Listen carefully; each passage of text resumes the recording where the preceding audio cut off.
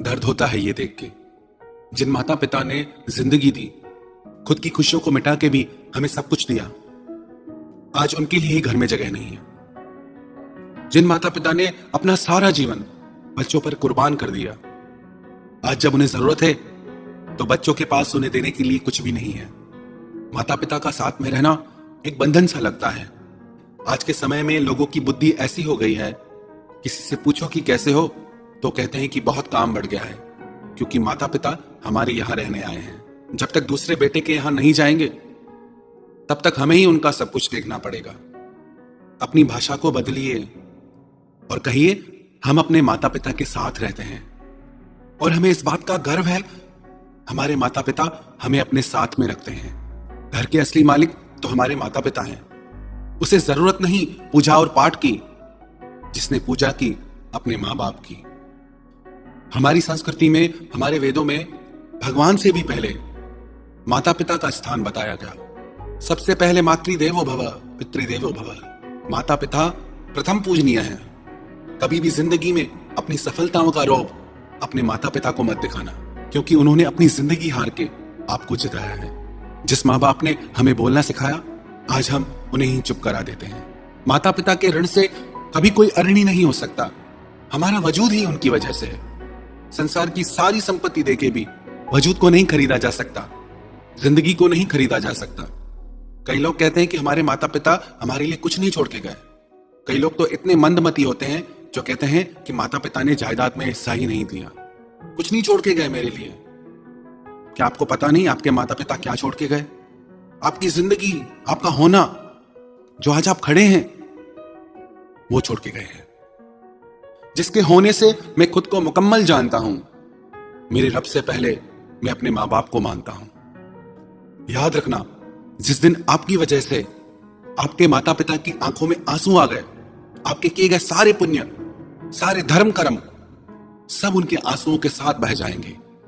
जो लोग अपने माता पिता को रुलाते हैं, उनकी पूजा भगवान कभी नहीं स्वीकार करते।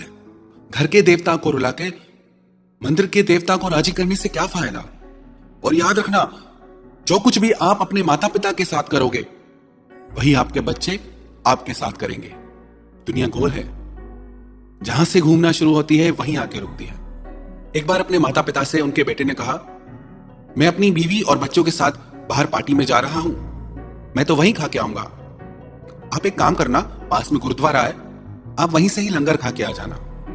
जब वो घर से निकले तो रास्ते में उस लड़के के बेटे ने अपने पिता से पूछा, जब आप भविष्य में बड़ा घर लोगे तो गुरुद्वारे के पास में लेना। पिता ने पूछा, ऐसा क्यों? गुरुद्वारे के पास में घर क्यों चाहिए? तो उसका बेटा बोला, जैसे आज आप दादा दादी को गुरुद्वारे में लंगर खाने के लिए कह के आए, जब बड़ा होके मैं पार्टी में जाऊंगा तो आपको भी तो लंगर में जाना पड़ेगा ना। अपने बेटे की ऐसी बात सुन के वो होश में आ गया। उसी समय अपने घर लौट के आया और अपने माता पिता से माफी मांगी। तो जो भी आप अपने माता पिता के साथ करोगे, आपके बच्चे आपके साथ करेंगे। एक पिता अपने पुत्र से बहुत प्यार करता था। उनकी पत्नी मर चुकी थी, तो उन्होंने अपने पुत्र को पाल पोस के बड़ा किया। रोज जंगल से लकड़ियां काट के लाते, रोज वो लकड़ियां बेचते, अपने बच्चे का पेट भरते। वो अपने बेटे को बहुत समझाते कि बेटा कुछ काम करो, अपने पैरों पे खड़े हो जाओ, कुछ सीख जाओ, मैं कब तक तुम्हारे साथ रहूंगा। पर वो अपने पिता की एक बात नहीं मानता था। और एक दिन ऐसा आया जब उस लड़के के पिता वृद्ध हो गए, असहाय हो गए, तो वो काम नहीं कर पाते थे, बीमार रहने लगे।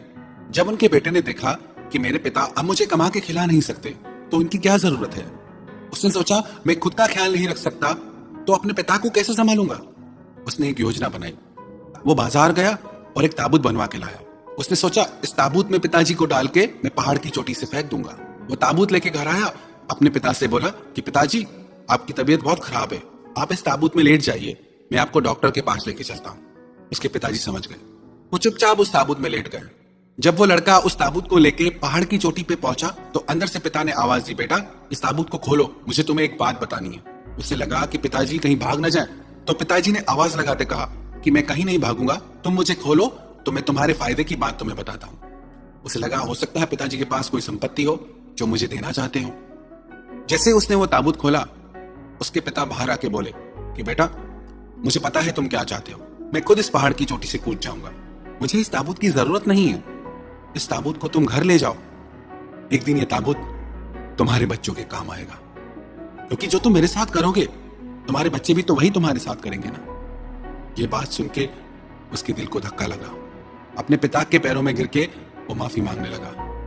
कैसी विडंबना है, एक माँ बाप 4 बच्चों को पालते हैं, पर 4 बच्चे भी मिलके एक माँ बाप को नहीं पाल सकते। किसी ने रोजा रखा, किसी ने उपवास रखा, पर कबूल सिर्फ उनका हुआ जिन्होंने माँ बाप को अपने पास रखा। आपके माँ बाप आपके लिए धरती पे भगवान की मूरत हैं। जेब खाली हो फिर भी मना नहीं करते देखा। मेरे पिता से बढ़ के अमीर इंसान मैंने कभी नहीं देखा। भगवान ना दिखाई देने वाले माता पिता हैं और माता पिता दिखाई देने वाले भगवान हैं। कई लोग पूछते हैं भगवान कैसा दिखता है, भगवान से कैसे मिले। आपको बाहर कहीं ढूंढने की जरूरत नहीं, आपके भगवान आपके घर में ही है और वो आपके माता पिता हैं। आपके माता पिता ने आपके बचपन में आपको शहजादों की तरह रखा। अब आपका फर्ज है आप उनके बुढ़ापे में उन्हें बादशाहों की तरह रखें। लोग कहते हैं भगवान कृष्ण द्वारिका के राजा थे, लेकिन वो पूरे जीवन में कहीं के भी राजा नहीं बने। द्वारका के राजा भगवान कृष्ण के माता पिता थे।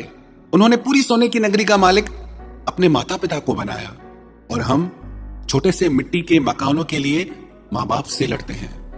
इसीलिए तो इतनी उलझनें हैं हमारी जिंदगी में, क्योंकि हम अपने माता पिता का दिल दुखाते हैं। किसी भी मुश्किल का आज कोई हल नहीं मिलता, शायद अब कोई घर से माँ बाप के पैर छूकर नहीं निकलता। याद रखना, जिन घरों में पहले माता पिता से सलाह नहीं ली जाती, उन्हीं घरों में बाद में वकीलों से सलाहें ली जाती हैं। माँ बाप के प्रेम की तुलना में संसार का प्रेम एक कतरा भी नहीं। माँ एक ऐसी बैंक है जहां आप हर दुख हर तकलीफ जमा करा सकते हैं, और पिता एक ऐसा क्रेडिट कार्ड है जिसके पास बैलेंस ना भी हो तो भी आपके सारे सपने पूरे करने की कोशिश करता है। इनके त्याग, इनकी ममता को कभी लज्जित मत करना। अपने माता पिता पे तो सब नाज करते हैं कि मेरे माता पिता बहुत अच्छे हैं, हमें गर्व है उन पे, लेकिन किस्मत वाली वो औलादें हैं जिन पे उनके माता पिता को गर्व होता है कि ये हमारे बच्चे हैं, हम इनके माता पिता हैं। जिस दिन आपके माता पिता को आप पे गर्व हो, समझना उस दिन आपने दुनिया जीत ली। अपने माता पिता की संपत्ति पे घमंड करने में क्या खुददारी। मजा तो तब है जब दौलत आपकी हो और गर्व आपके माँ बाप को हो। तो ऐसा काम करो जिंदगी में जिससे आपके माता पिता आपके लिए गर्व से कहे ये मेरा बेटा है, ये मेरी बेटी है। ऐसा काम कभी मत करना जिससे आपकी वजह से उन्हें सर झुकाना पड़े। कभी भी अपने माता पिता का दिल मत दुखाना। नसीब वाले होते हैं वो लोग जिनके सर पर हमेशा माता पिता का हाथ रहता है। एक लड़की की मां पढ़ी लिखी नहीं थी। स्कूल में उसे सब चिढ़ाते थे कि तेरी मां अनपढ़ है, पर उसकी मां अपनी बेटी के लिए घर घर में काम करती, दिन रात मेहनत करती कि मेरी बच्ची अच्छे से अच्छी पढ़ाई कर सके। बहुत ज्यादा काम करने की वजह से कमजोर भी रहती। एक दिन उसका रिजल्ट आया, उसने घर आके बताया कि मेरे क्लास में सबसे अच्छे मार्क्स आए हैं, मैं टॉपर हूं क्लास की। उसके पिता ने कहा मुझे भी रिजल्ट दिखाओ, हमें गर्व है तुम पे। वो बहुत खुश हुए। ये बात उसकी मां ने सुनी, मेरी बेटी क्लास की टॉपर है। वो दौड़ते हुए बाहर आई, बोली बेटा मुझे भी दिखाओ, तुम्हारे कितने मार्क्स आए, मैं बहुत खुश हूं आज। उसकी बेटी ने गुस्से में कहा कि आपको रिजल्ट दिखाने से क्या फायदा, आप तो अनपढ़ हो, आपको क्या पता इसमें क्या लिखा है। ये बोल के वो तेजी से घर से बाहर निकल गई। उसकी मां रोने लगी। एक दिन जब वो घर से स्कूल के लिए जा रही थी तो उसका एक्सीडेंट हो गया। उसको अस्पताल लाया गया। उसके माता पिता को खबर दी गई। मां दौड़ती हुई हॉस्पिटल पहुंची। देखा तो उसकी बेटी को खून की जरूरत थी और जो उसका ब्लड ग्रुप था वो हॉस्पिटल में अवेलेबल ही नहीं था। अपनी मां से उसका खून मैच हो गया। उसकी मां का खून उसकी बेटी को चढ़ाया गया। कुछ टेक्निकल एरर के कारण, तकनीकी समस्या के कारण उसकी मां का बहुत ज्यादा खून उसकी बेटी को चढ़ा दिया गया, जिसकी वजह से उसकी मां ने दम तोड़ दिया। जब उनकी बेटी को होश आया तो उसके पिता ने कहा, हाँ बेटी, तेरी मां अनपढ़ थी तभी तेरे लिए जाके घर घर काम करती थी कि तू अच्छे से अच्छे स्कूल में पढ़ सके।